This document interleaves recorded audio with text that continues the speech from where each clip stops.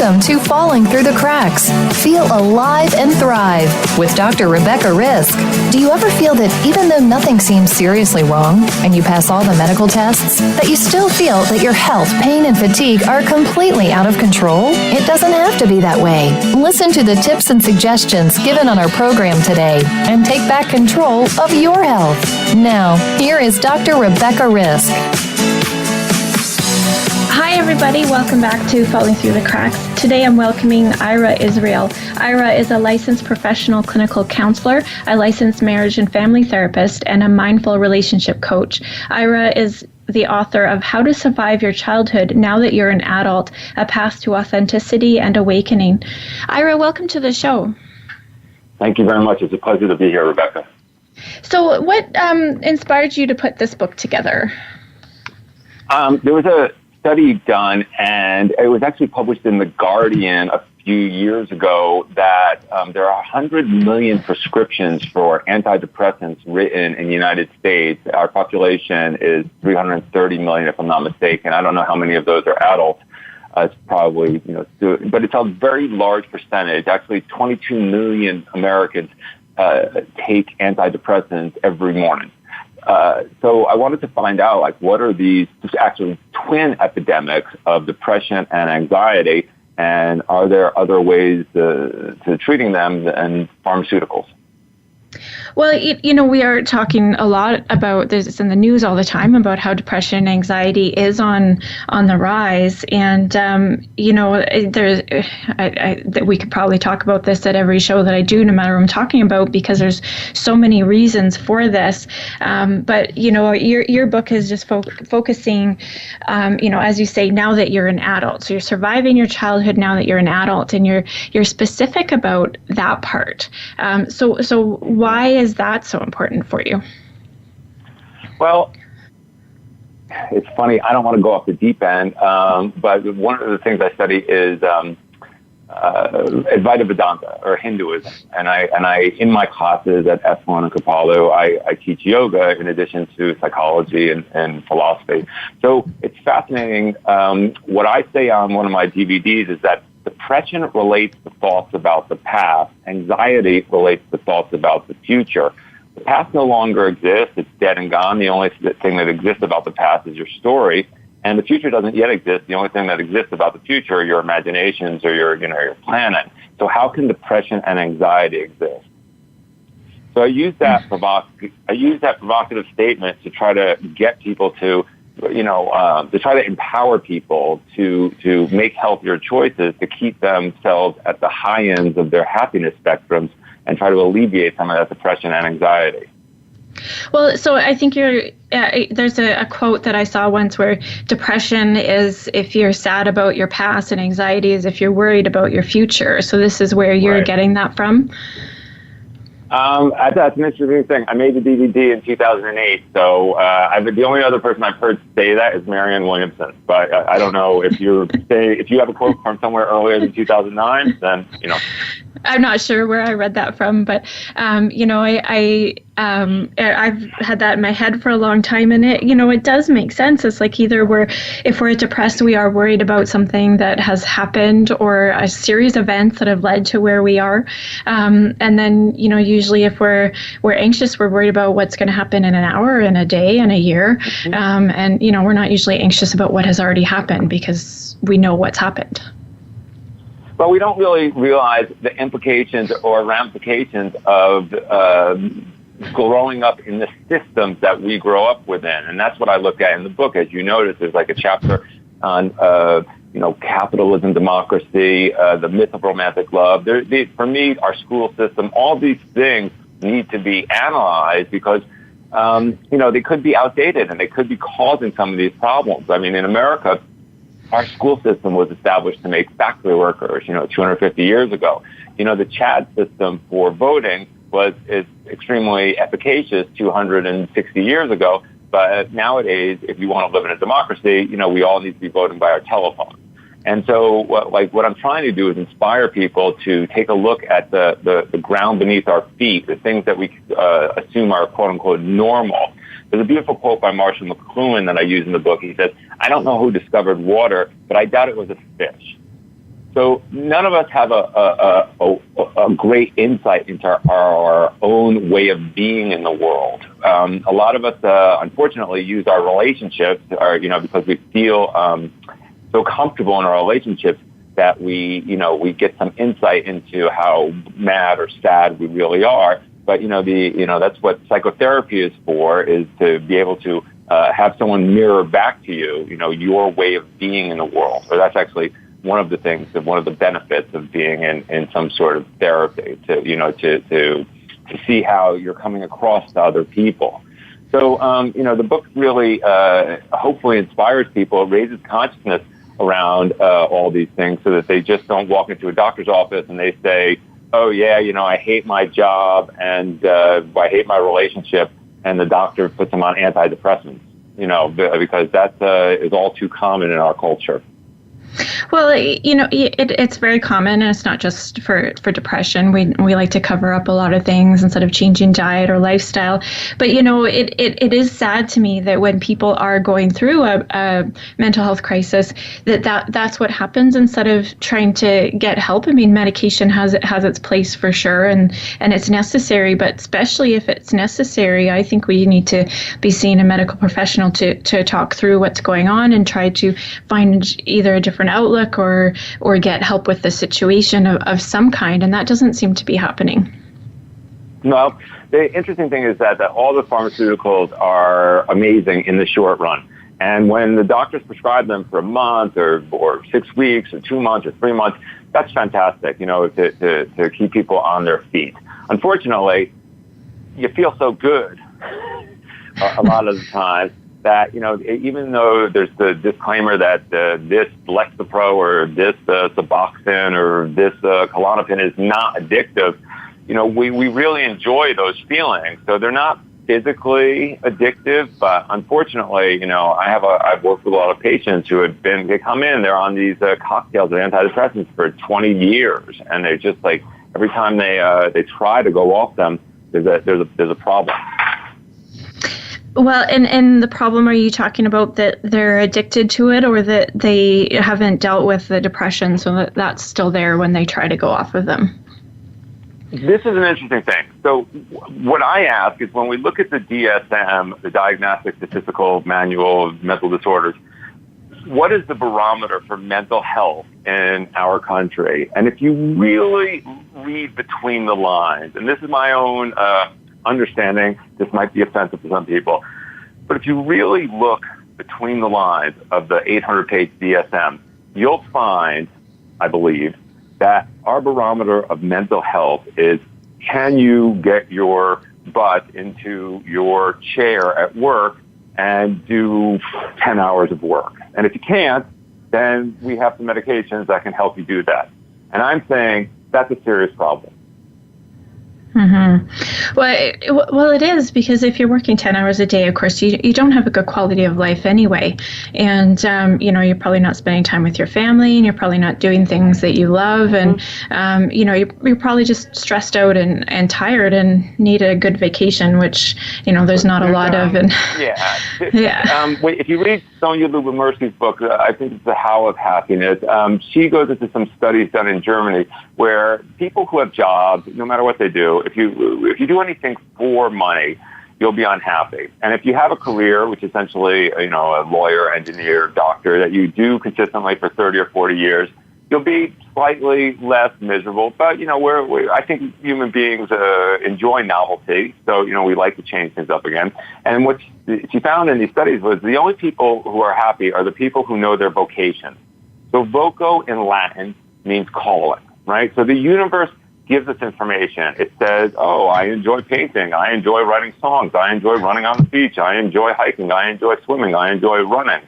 And, if you are flipping burgers or driving an Uber or doing something else 10 or 12 hours a day for money because, you have to pay your rent or pay your mortgage or your kids, whatever you have to pay for, then obviously it's going to cause problems. Well, it is, and that brings me to the last line of the title of your book, A Path to Authenticity and Awakening. And you talk about that in detail at the beginning of the book, the authenticity part.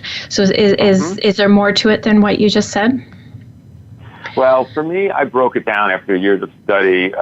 So obviously, I have degrees in philosophy, in religious studies, and psychology, and also sociology. And for me, I broke down authenticity into attachment, atonement, attunement, presence, and congruence. And we can go through all 5 of those things. But what the thing that was most compelling was in relation to happiness. The only I'm hesitant to use the word panacea because authenticity is not a cure, but it's your best bet for. There are myriad influences why people are unhappy. But if you want to keep yourself at the high end of your happiness spectrum, for me, you have to learn how to interact authentically with other people. And to do that, you have to really know yourself. And, that's why I go through these steps in the book of attachment, atonement, attunement, presence, and congruence. So with this as well, I mean, you talk about in your book when we're children and we're learning a certain behavior because, say, we don't want to get in trouble from an adult, so we're learning to sit still even though our body's telling us not to. And as a simple example, and of course that wouldn't be. From what you're saying, if I have this right, that wouldn't be authentic to what's right for you. And so we've learned these behaviors. Is that right? Well, the way I like to frame it, and this is somewhat provocative, is that we raise children the same way we tame pets in America. So when I have 35, 40-year-old people in my office and they're saying, I'm not good enough, I'm a phony, if anyone found out what a loser I really was, I wouldn't be president of this company, this is wrong with me and that's wrong with me, or I'll only be happy when I have a Lamborghini, or I'll only be happy when I'm married to Brad Pitt, or whatever it is. I always ask them, were you born, with any baby born with negative self-talk? The answer is obviously no, right? So we have to see where that language comes from. So babies want to eat when they're hungry, play when they're playful, defecate when they need to defecate, and sleep when they need to sleep. And what we do very quickly is put them on a schedule to make them into workers. So we say, okay, you wake up at 7 o'clock. Feeding time is not when you're hungry, but it's at 7:30. Playtime is at 9 o'clock, not when you're playful. The nap time is at 10:30. And so the way we do this a lot of times, unfortunately, is through negative languaging. Don't stick your tongue in a socket. Don't get C's or B's in school. Don't jab your sister with a fork. Don't defecate here. Don't do these things. Don't do these things. Don't do these things. And then we wonder why 35 years later we have this epidemic of low self-esteem and negative self-talk. So, yes, to answer your question, authentically, babies want to do things that they want to do. And we've consistently lowered the age on making them into productive workers, so we're just trying to, get them onto adult schedules as early as possible. And so how, you're talking about this schedule, but this obviously goes to a deeper core. In your book, you talk a lot about how people are trying to fit this box that we're supposed to fit into for success. So you're supposed to have a job, you're supposed to work hard, you're supposed to have a family, a house, the car, the vacation, and all that kind of stuff. And what your question is that actually what we want, or is that causing a lot of the stress that we're under because we're just trying to fit that? Worse than that. It's so much worse than that because we're interdependent creatures, and what we do in our school system is immediately pit kids against each other and make them competitive. If you have this grading scale where you have like one person or two people get A's or hundreds or whatever, you're constantly having them measure themselves against other people, and they don't. It's not. Like when I teach my classes at Esalen and Kripalu, at the end of it, I go into this whole thing about how we need to reframe our paradigm so that I can't be great unless you're great. It's like, I want you, Rebecca, to be great. I want your show to thrive. I'm going to post it all over social media because I need you to be great. rather than, we live in this society of hoarders, and, they think that the pie is finite, and that if you have a slice of the pie, then it's not their slice of the pie. And we need to totally reframe our school system so that, everyone rises together and we're all great. Which I agree with. I think we should be doing that. And, I've done two different shows, one on the boy crisis and one on our girl crisis. And although the crises are slightly different just because roles have changed and pressure has changed, and so there's these gender pressures, the pressure is still there, and it's the pressure to look a certain way and behave a certain way and meet expectations that maybe we don't even understand. We're just thinking that these expectations are there. And then we have all these unhappy children, and we have high suicide rates, and then, as you said, all this medication that people are being prescribed, and it's that pressure that just doesn't seem right, because we've got kids who are quite young feeling this way, and it doesn't seem like as children they should feel that pressure to be this perfect person. The suicide rate is extremely high. I don't think it's ever been higher. The opioid crisis, that's an epidemic. I mean, people are trying to numb themselves out rather than, have to deal with the competition that they're dealing with and all the stress that being part of these systems is causing. So they check out. So for me, instead of looking, for Band-Aid solutions, I want to look at our society. I want to look at all the things that we consider to be normal, like the myth of romantic love, the things that we learn about romantic relationships from watching Pretty Woman and other movies. I want to look at capitalism, which is essentially based on Herbert Spencer's dictum, survival of the fittest, which is a winner-takes-all mentality. And, we need to look at all these systems, even science. What is the mandate of science? The mandate of science is truth. And how do we arrive at that? We arrive at that through the Hegelian dialectic, which is, someone proposes a thesis like, oh, the sky is blue. And then someone opposes the antithesis like, but it's going to rain tomorrow. And then a third person, or then you get the synthesis. Sorry about that. And so what I'm looking at is, well, what are the ramifications if you use the phrase yes, but in a discussion?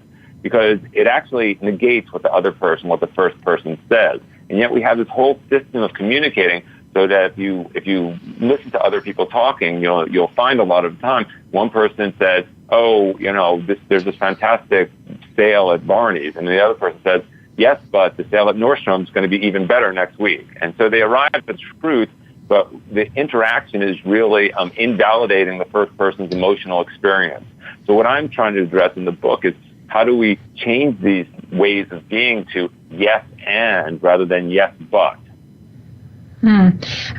That's very powerful. We're going to talk more about this when we get back from this break. We're talking today with Ira Irael, and we're discussing his book, How to Survive Your Childhood Now That You're an Adult. We'll be back shortly.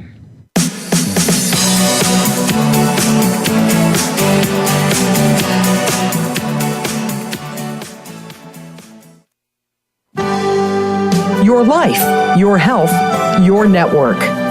You're listening to Voice America Health and Wellness. The largest syndicated alternative health talk program has come to the Voice America Network. The Dr. Bob Martin Show is the program that will answer your health questions and help you to heal your own body of many different ailments. Each week, you'll hear the answers that Dr. Bob gives to his callers that help them to be their own doctor most of the time. We'll also discuss developments on the healthcare front and what you need to do to keep your body in top form. The Dr. Bob Martin Show airs Wednesday mornings at 9 a.m. Eastern, 6 a.m. Pacific on Voice America Health and Wellness. The Voice America Live Events channel is here now to showcase your corporate, individual, or organization's live event. Visit voiceamerica.com/live events to see all of our past live events and find out more. Whether it's a multi-day conference, special speaker, or single-day event, we've got everything to make your event a success. We can do a few hours or a few days. For more information about taking your event to the next level, call Jeff Spinard at 480-294-6417 or email info@voiceamerica.com. Again, that's Jeff Spinard at 480-294-6417 or send us an email to info info at voiceamerica.com. Voice America is where you are and where you want to be. Join us around the globe as we broadcast live from some of the most interesting events available. Don't forget to view all our live events, including on-demand access to past events that you may have missed by visiting voiceamerica.com/live events. Your life, your health, your network. You're listening to Voice America Health and Wellness.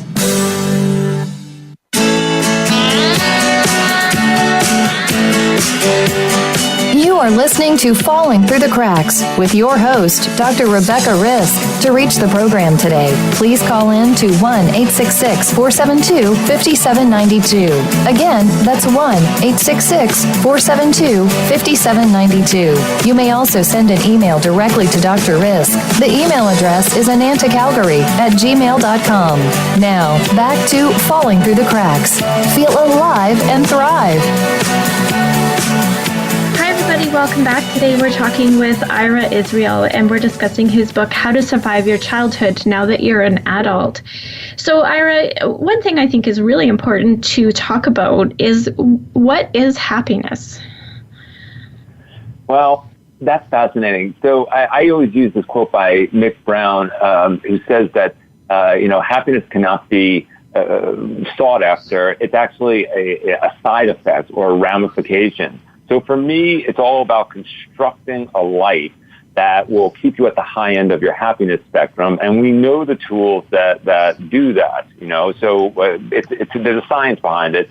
And, we need, as well-balanced lives, we need loving, supportive relationships. We need to eat healthily. We need to sleep the right amount for our bodies. We need to exercise. There's all sorts of things, in terms of the science of happiness. And then we can, benefit from the fruits of our labors. But, the interesting thing for most Americans is that we live in a country where the inalienable right to pursue happiness is a part of our, founding fathers' wishes. And ironically, pursuing happiness is a surefire way to misery. If you study Buddhism, the root of all suffering is desire. So if you're sitting there saying, I desire to be happy, I desire to be happy, I desire to be happy, you're going to be miserable. And everybody, knows that now. So instead, what we should be doing is constructing balanced lives full of loving relationships and, just really use the tools that are available to be healthy and loving. Well, and like we talked about in the first segment, there's this idea of what will make us happy. So, we need to go to school, get an education, and be successful and be the top of everything, and then achieve as much as we can and get the best paying job and buy a home and have kids and achieve all that. And I think that's what's happening is most people are achieving that, or maybe not achieving that because they're working so hard and it's not happening, right. and they're not getting the satisfaction out of their lives that they thought that they would get when they were 13 and started doing all of this. Yeah, the point is that it doesn't matter if you achieve that or not. You won't be happy. It's a fiction. The American dream, when people started talking about it in the 50s and 60s, was about personal integrity and loving your neighbor and having values. And it shifted in the 70s and 80s into home ownership. And so, as I state in the book, the average person has a mortgage of $222,000. And then the average student loan in America is $26,000, and the average credit card loan is $4,000. So for me, there's this fiction where, you have to do these things. You have to go to a good school, and you have to buy a home, and you have to do this and that. And those things get people onto a monthly nut so that they really can't pursue their dreams. Because if you're, there's something called golden handcuffs. So if you, get out of school when you're 21 or 22, and you get a job and you're 30 years old and you've worked your way up and you're making $150,000 a year, but you have a mortgage for $3,000 and then you have a kid in private school. Basically, no matter what happens, you're just like trapped in that job. And even if you hate it and hate your boss and you just loathe going to work every day, there's nothing you can do because, you're not going to find a job that enables you to, make that much money. So, I'm really hoping that the book inspires people to find the things that they love and listen to the universe and try to make their contributions to society in a way that also nourishes their own soul. Well, and I actually learned a really hard lesson of quite a few years ago where, I got trapped in all that, and I bought a house, and as soon as I got in the house, I realized that that's not what I wanted. I didn't want to take care of it. I didn't want to pay the extra that a house cost. And once I admitted that to myself, I actually sold the house and bought a condo again. But that was a really expensive lesson to learn, because we're told that we're supposed to get all these things and that marks being successful. And if you don't have these boxes checked, there can even be judgment, not just from yourself. I know we judge each other on these things. That you're not there yet because you don't have this, or you're not doing that expensive vacation, and we compete with the Joneses, trying to do all of this, and they're just in as much debt and just as unhappy as we're all trying to win a race that really has no trophy at the end, just a lot of debt and unhappiness. Gertrude Stein famously said of Oakland, but she said there's no there. So we need to reduce what we want and be happy with what we have. And that's why I'm sure all the people on your show talk about the importance of gratitude, and gratitude replacing the resentment that the mind creates. The mind creates these woulda, coulda, shoulda, didn't. Like, oh, I'd be happy if I had married this person, or if I had gone to this school, if I had gotten that job, if I had done this or that. But those things didn't happen, right? And so you're here now, and so the only thing you can do is replace those resentments, wanting something to be different. This is chapter 8 from my book. Wanting something different that you can't change. Wanting something to be different that it's just impossible to change the past, right? But your mind is sitting there, doing these machinations while you're meditating or running, or while you're at your desk or playing on Facebook. Oh, I'd be happy if blank. And, that's the thing that causes suffering, those machinations. And really, compared to the 3.5 billion people who live on $1.90 a day, most of your listeners, myself included, are exceptionally privileged, to know that we have a roof over our heads, and to know that, we don't have to worry about lunch, where it's coming from. Do we have enough money? Are we going to survive the next 3 or 4 hours if there's some kind of sickness that's, going to overtake us that we can't go to a doctor and cure? We're so privileged, and yet, as I said in the beginning, there's 22 million Americans taking antidepressants every morning. So we need to look at what's going on. Mm-hmm. Well, and that's what you're addressing, which thank you so much for doing that. I think that, we need way more conversations like this, so that, it was a very hard lesson for me to learn, and I don't think it should be that hard. That this is, that was not what I wanted to do, and I need to, it just went wrong because I wasn't listening to myself, because I actually, there was a little voice saying this is the wrong thing, but I did it anyway. And I think that's a lot of what happens. We do it anyway because of those outside pressures, and we're not listening to ourselves. And that's where we can get very depressed or anxious, because we're not being, as you say, authentic to our core and what we need. There's a beautiful phrase by Carolyn Mace. I can't remember.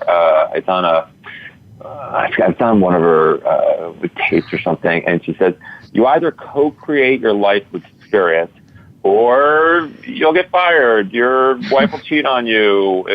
Something bad will happen. You'll get a disease. You'll get something. And that is the universe giving you information.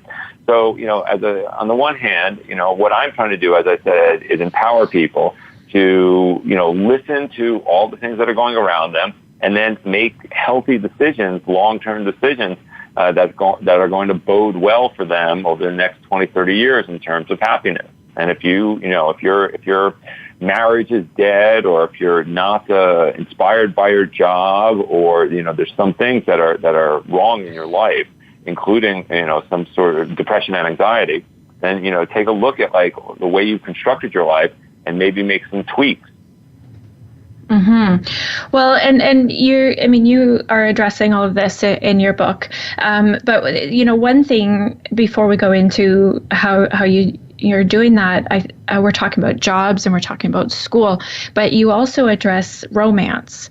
We have this expectation for romance and our love life to be a certain way, and how is that affecting us? Well, it's something that we all need to look at because of pop culture and because of the things that we're exposed to. So I think it was 1949, Denis de Rougemont in France wrote a book called L'amour et l'Occident, Love in the Western World. And then in the 70s, if I'm not mistaken, Robert A. Johnson wrote a book called We, talking about the psychology of romantic love. And what I'm studying right now in terms of romanticism is its links to democracy and capitalism and all these other systems. So I joke around in my seminars and I say marriage for life was a fantastic idea in the 13th century when we lived to be 27. But now that we're living to be 87, marriage for life is not a great idea. It's a $1 billion marriage industry and $1 billion divorce industry. And it's not, divorce is one of the most traumatic things that any human being will ever go through. So we really need to look at these systems that we have in place, such as marriage for life, and then the whole concept of soulmates. Are you supposed to have one soulmate, or maybe 4 or 5, or maybe at different times in your life you need to learn different things, or maybe you're supposed to have a child with this one person, but you really, there's other things that are not feeding your soul. So we really have to take a look at the myth of romantic love and the things that we learn. There's examples in the book like Tom Cruise in the elevator with Renee Zellweger and Jerry Maguire. I think it's he who says, you complete me. And then I say in the book, well, that's a really horrible situation, because if you're not whole and somebody completes you, then that person's not always going to be there. That's a problem, right? They could die. They could go away. They could find someone else. So you have to show up for a relationship whole in yourself. And then, then you can, be in a relationship that inspires you, that you wake up every morning and you say, wow, this person is amazing. I can't wait to hear what he or she has to say today. We can learn things together. We can travel together. We can do amazing things. But, right now, unfortunately, we live under a system where a lot of people think that another person is the missing part of them, because through social media and through traditional media, we're taught that we are unwhole and that there's a missing part of us out there. So that's what I go into in the book. But I mean, this is just from Robert Johnson's work and from Denis de Rougemont, and there's a woman from Hebrew University who's Eloise, and also Esther Perel. She talks about all these things too. And we really have to examine our systems for the way we relate with other people and what we want from relationships, and then think about them in a more authentic manner, rather than in the ways that we're thinking about them that we learn from movies like Pretty Woman or other romantic films. Well, there's that, and I think just along with going to school and being successful and getting the good grades and the best job, we're also looking for that perfect partner who's going to fit that mold, and getting married at that certain time and having that perfect everything. And it's not like that. The Disney movies end when the couple gets together, but what about the struggles after they're together? When because that continues to happen. It's never perfect, especially right. Yeah. I'm sorry to interrupt, but it's so interesting. So films either end in one of 3 ways. They either end as a tragedy, where one or more of the romantic people die, but then when one or more of them die, then the love is sealed forever, and you don't have to address the washing the dishes in the morning because someone's dead, and you just have that memory of the idyllic relationship. The second way is a comedy, which is they drive into the sunset together. And again, as you said so correctly, that we don't see them, washing the dishes or fighting over the whether the toilet seat should be up or down, or who forgot to put gas in the car, or who's going to wash the blank. So, and then the third way is bittersweet, which is interesting. But it's the same way, films seal in an idea that the relationship is solid in some ways. And we really don't see them working on internal problems so much as external problems and addressing them and then, it ends either like Titanic or some other way where they drive into the sunset. Well, yeah, and I think it puts a funny idea in people's heads because they go through this fairy tale. They'll have this fairy tale wedding, and perhaps their romance was like that, and then it. Once that wedding is over, what now? You do hear about people getting depressed just because that thing that they worked for is over, and then what do you do? And then you have this relationship, and it's not perfect, and you thought it would be. And I think we have this weird idea about everything, and we're not listening to ourselves enough. Exactly. That's a very beautiful way of putting it. We do have a weird idea about everything. Those are the type of things. I don't know who discovered water, but I doubt it was a fish. So we're all those fish. We're trapped in a language. We don't realize that. Language is a cage. Language is a prison. Most people have the same thoughts today that they had yesterday. Most of our thoughts are the same, they're redundant, and they're negative. Our minds have a negativity bias because negativity keeps us safe. And the mind's primary job is to keep us safe. But again, these things, to me, are inauthentic, right? You need to learn how to be present, to be here now in this moment, rather than in that terrible breakup you went through 5 years ago, or in that car accident, or your parents' divorce, or whatever terrible things happened to you when you were 7, 11, 12, 14. That's why the title of the book is How to Survive Your Childhood Now That You're an Adult, because you have a choice. You can, His Holiness, the Dalai Lama, when asked, who's your greatest teacher? He's the premier spokesperson of Buddhism in the West. So obviously he should say the Buddha is his greatest teacher. What does he say? Who's your greatest teacher? The Chinese, who killed 2 million of his people. That's his greatest teacher. So we need to understand that our mind looks back on our childhood, as I said before, and creates these woulda, coulda, shoulda, didn't. But really, until we own our entire lives, until we own every moment of it, like Cheryl Strayed so beautifully does at the end of her book Wild, or Nietzsche writes at the end of his life in his book Ecce Homo. He says, "How could I not be grateful to every moment of my life?" And his life was difficult. He had migraines. He had a lot of illnesses and things. But at the end, he says, "How could I not be grateful to every instant of my life?" And even Wittgenstein, on his deathbed, his last words were, "Tell them it was a wonderful life." And he was a very dire person, So we really have to take, on your deathbed. And this is why I love the millennials and the kids today, because they know our generation was taught, I don't know how old you are, I'm 53. Our generation was taught that if you have a lot of material possessions, you'll be happy. And all those people, are not happy. So the kids today, they know that on their deathbed, the only thing they will remember are experiences. You're going to remember walking through the streets of Paris at dawn, kissing a wonderful human being. You're not going to remember the handbag that you were wearing. We're not, you know that experiences trump material possessions. So go out there and make wonderful experiences. Well, and that's really important, I think, for all of us. I'm a little younger than you, but I'm not a millennial, and I was brought up a little bit in a different way. But things definitely, although my parents tried hard, they're there, and that there was some expectations, and I think that we just, like you're saying, we just need to be authentic to ourselves and really listen to what we're saying, deep down about what is important. Yeah.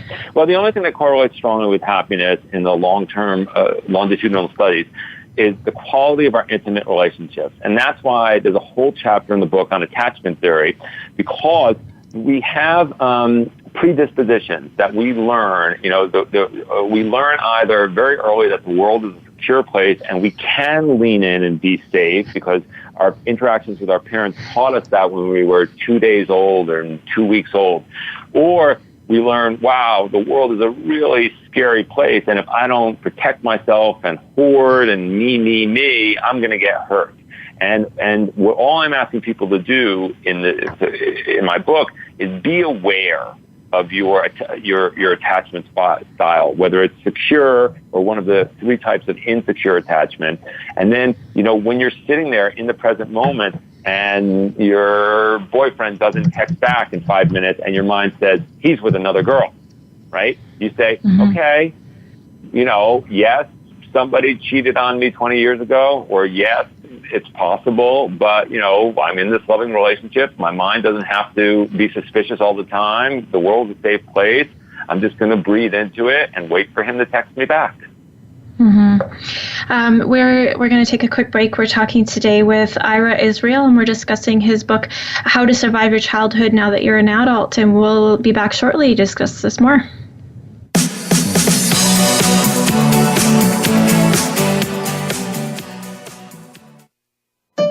Opinions, options, answers. You're listening to Voice America Health and Wellness. Take us on the go. It's even easier now. The Voice America Talk Radio Network has a mobile app for iOS, Android, or Amazon Kindle. Visit the Apple App Store, Amazon, or Google Play to download the app powered by Aircast. It's free and no registration is necessary. In minutes, you could be enjoying your favorite Voice America Talk Radio host no matter where you are, in the car, out and about, while traveling, or anytime you can't be close to your computer. Catch up on the archives you've missed or discover new shows on the spot. Search Voice America at your favorite app store. We're on the pulse of the world with great shows and hosts. The Voice America Health and Wellness channel is also on Twitter. We've got ideas to keep you healthy, breaking health news, and more. Follow us on Twitter at VoiceAM Health. That's at VoiceAM Health. Opinions, options, answers. You're listening to Voice America Health and Wellness.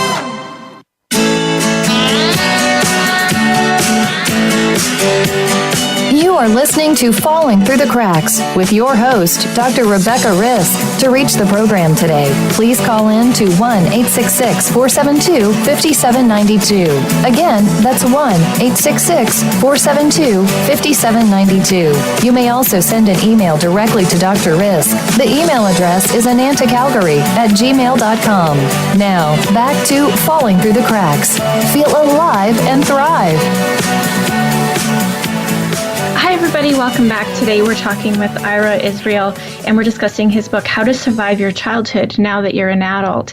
So, Ira, we talked a lot about, what's going wrong. What can people do to be more authentic in their lives? But for me, the one thing I learned from living in France for 3 years is the power of long meals. I mean, we're interdependent creatures. We live for tens of thousands of years in tribes of 140 or 150 people.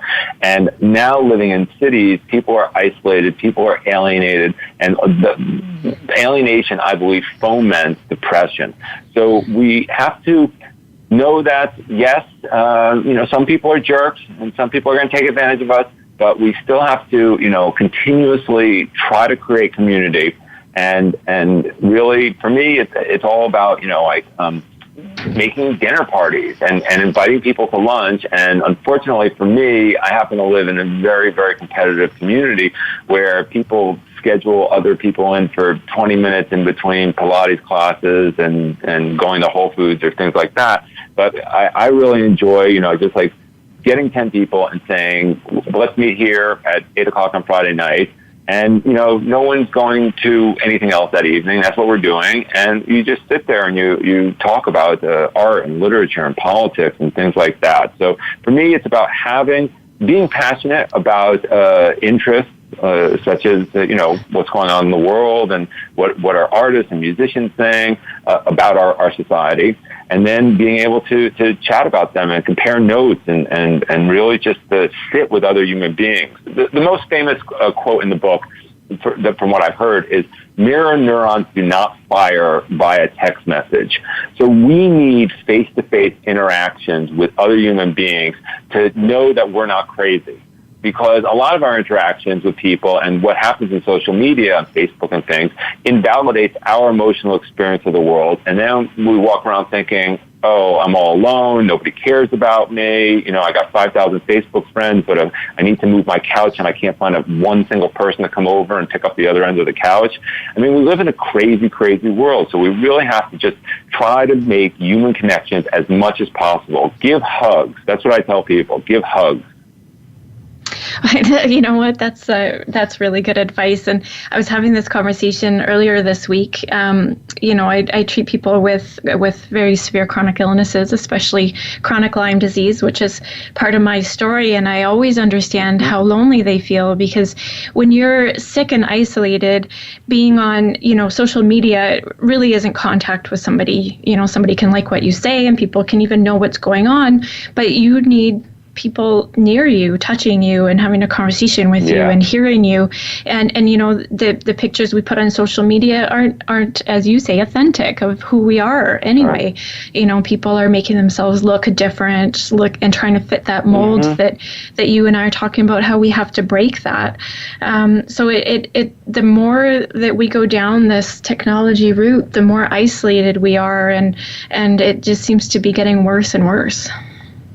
Well, for me, I have to analyze it under the frame of capitalism. So we're taught, and I discuss this in the book, we're taught always to put our best foot forward and show people that we're happy so that they hire us and give us money and think that it's always going to be pleasant to be around us while we're working together. And that's not the case. All human beings have a range of emotion, and we're entitled to feel sad when things are sad in our lives. There's this crazy thing that happened 3 years ago in America. I'm not sure if you're aware of it, but the DSM-5 came out. And there was a bereavement exemption for depression, meaning that if you had 5 of the symptoms for depression, the doctor would have to ask you if someone had died in your life, like your husband or your child, in the last 2 weeks, and then they couldn't assign the diagnosis of depression if you had experienced a death recently. And so the last DSM eliminated the bereavement exemption because they found that the same pharmaceuticals that work on depression work on bereavement. And so again, tying this from the first section, what is the barometer of mental health in our culture? It's, can you work? Can you show up at your job? And that is really what's so detrimental to our emotional well-being, because if someone dies in our lives, we need to grieve. We need to go away for a month and do something and not worry about, whether we are returning emails or what we're doing for our jobs. Like we are, the bandwidth for emotional experience in our culture is so thin. What we consider to be acceptable emotional experience, our culture does not like angry women. Our culture does not like sad men. And, hopefully at this point in time, we're learning that, work is not the most important thing. Money is not the most important thing. Connection is the most important thing. Like how to really sit there and, throw a Frisbee and chat about, your favorite things and really connect with other people. That's what causes happiness, not looking at your Bitcoin account or your checking account or seeing how much money you have or how many purses are in your closet or how many shoes. None of those things make you happy. And a lot of us have been fooled into thinking that material possessions make people happy, and that's just not the case. No, and I'm glad you brought up that topic about the bereavement, because that's an example of how we're not letting ourselves, feel things. If you're just going to get medication and then you're able to go to work because you're not feeling the grief that you need to go through, there is something wrong with that, because you have to. There's a loss there, and that's what our lives are about, are the people that are in it. So if we got to go back to work in a week, even though I lost my partner or my sister or whoever, where's the value? What's more important? Like losing this person so close to you, or your job? I don't know. I think we have our priorities wrong. Exactly, and that's why there's these systems, and every chapter in the book analyzes a different system, and we have to learn that we didn't come out of nothing. We have these ideas because of these systems, such as I live under this paradigm that the American dream means that you go $220,000 in debt, and I'm going to judge other people for not owning homes because I went $220,000 into debt and they didn't. I mean, it's just those things, as we discussed, are insane. Yeah, and then of course the judging other people so that they fit into that box that we felt like we had to fit into, and it's or if we can't fit into it, judging the other people that do, which is also something that can be quite wrong. What do you recommend that somebody do if they're feeling this is affecting them? How should they get started? You have to learn how to listen to the universe. And I know that sounds a little woo-woo, but like for me, we're constantly receiving information, and our mind is like a sieve, and it just like strains out 99% of the information. So through meditation, for me, and other, symphonies or going to museums, we need to really open up our minds and expand our horizons and see what's out there, and not think that we're limited into, the traditional, whatever the mold is in America of 2.3 kids, and the husband drives this type of car and the wife drives this type of car. Where everything's been blown open in the past 20 years by this information age.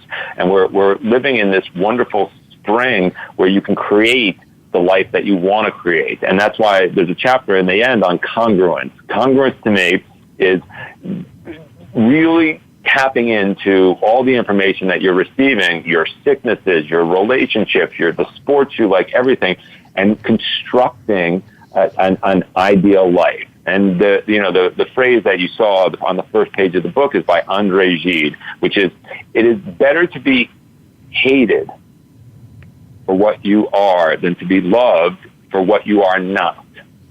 So that's why, for me, we have to figure out who our authentic selves are, and then, create a life that's in alignment with our authentic selves. I love that you just said that. If somebody wants more information or has any questions for you, how can they find that information? Everything's on my website, www.iraisrael.com. I have 5 DVDs: Mindfulness for Depression, Mindfulness for Anxiety, A Beginner's Guide to Mindfulness Meditation, Beginner's Guide to Happiness. Those are all available in stores all over. And the book, How to Survive Your Childhood Now That You're an Adult, is out in stores everywhere. And then I teach at Esalen and Kripalu, and to me, that's the greatest thing in the world. For me, being able to connect with 70 other people and just sit there for a week and really, not have the BS of putting our best foot forward, and really, I really model authenticity and try to inspire other people to show up in a new way. There's a beautiful quote. It's from the 12-step program. If you always do what you've always done, you'll always get what you always got, which Einstein reframed, obviously, as the level of consciousness that created the problem cannot fix it. So we need to, experience new things and learn new things constantly, or else, that we could suffer from these terrible afflictions of depression and anxiety. Yeah, I agree with you. Well, thank you so much for joining me today. This was a great conversation. Thank you, Rebecca. Thank you so much for inviting me. And I want to thank everybody for listening. If you want more information about my story, you can go to my blog site at dr-risk.com. Don't forget to follow me on Facebook, Twitter, Instagram, LinkedIn, Pinterest, your favorite social media website. And thank you so much for listening. Be sure to make today a great day.